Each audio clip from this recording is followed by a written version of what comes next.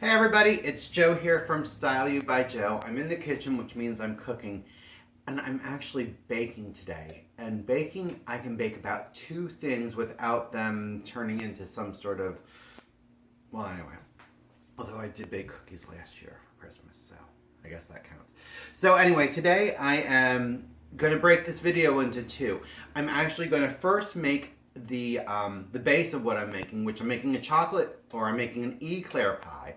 And what you make first is a Pate A Choux, which is simply the puff pastry that you like for an eclair or for a cream puff. And this is actually the base of my dessert. So in this pot, I already have 1 cup of water that's coming to a boil.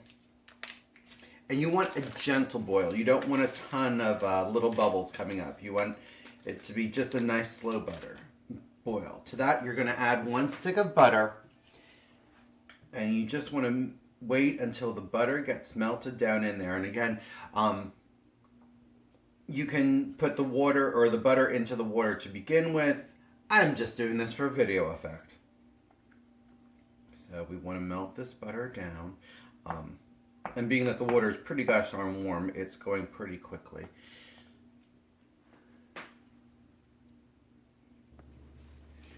Okay, so my butter has completely melted down into the water.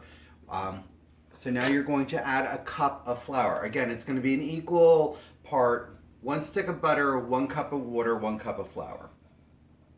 And you just want to add that in. And now you're going to stir until this turns into a ball of flour or a ball of dough. And it goes pretty quickly, but you want it to actually come together. It needs to be cohesive. It can't be bits and pieces. And again, that, like I said, goes really, really quickly. I use a wooden spoon for this. I don't know why. I guess you could use a metal, but I feel that the wooden one is the way to go.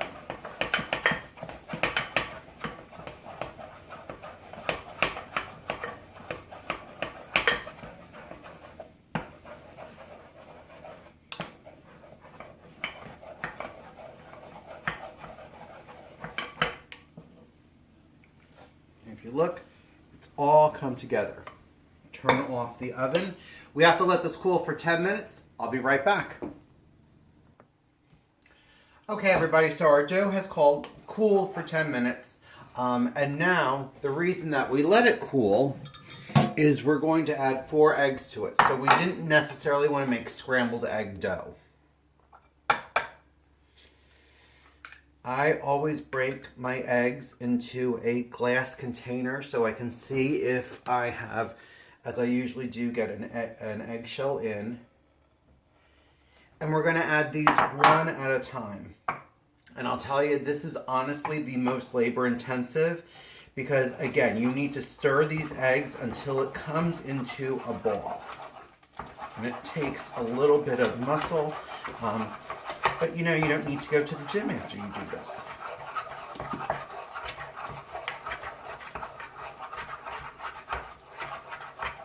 So 1.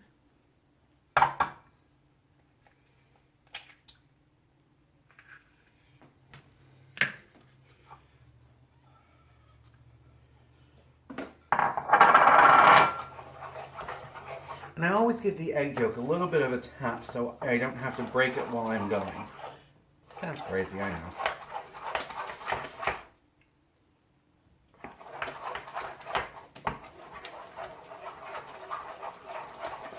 And the more eggs that you get in, the harder it gets to get it to come back together. So there's 2. I'm going to give it a little bit of pause because I'm sure you get the idea. Okay, so all of the eggs have been beaten in. You see it's a nice, smooth, silky consistency. You don't want to see any of the egg yolk or the other part that's not incorporated. You don't want to see any bits of flour. You want to make sure that everything is gone in or coated well. This is a non-stick pan. I still give it a quick little spritz of non-stick spray just in case, because you don't want this to stick. Our oven is preheated to 400 degrees. We're going to bake this for for half an hour. And I just kind of glob this into the pan because it's kind of free form. This is a 9 by 13 pan. I don't know if I said that before.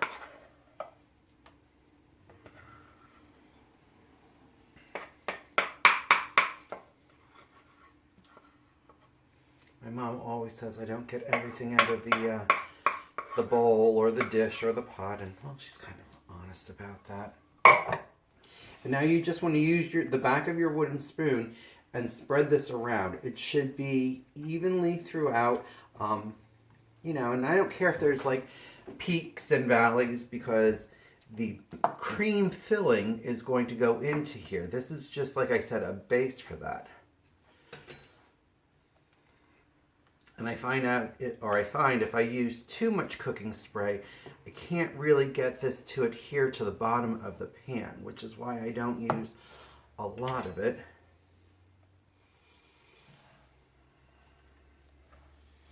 Like I said, if it goes up the side a little bit, it's interesting.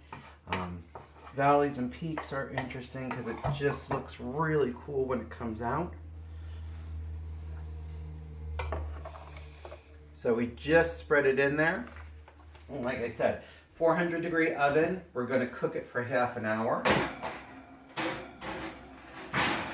And this is the end of the first part of the video. In the second part of the video, I'm going to put it together and I'm also going to make the cream filling.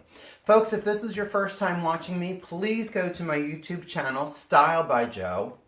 It's no longer Style You by Joe. It's Style by Joe. Hit subscribe. If you like my video, drop me a comment, give me a thumbs up. Please share these videos with your friends because they deserve to be just as informed as you are. And you can also follow me at Instagram at Style by Joe or on Facebook at Style You by Joe. I still haven't gotten that taken care of. I'll see you in a little bit. Have a stylish day. Bye.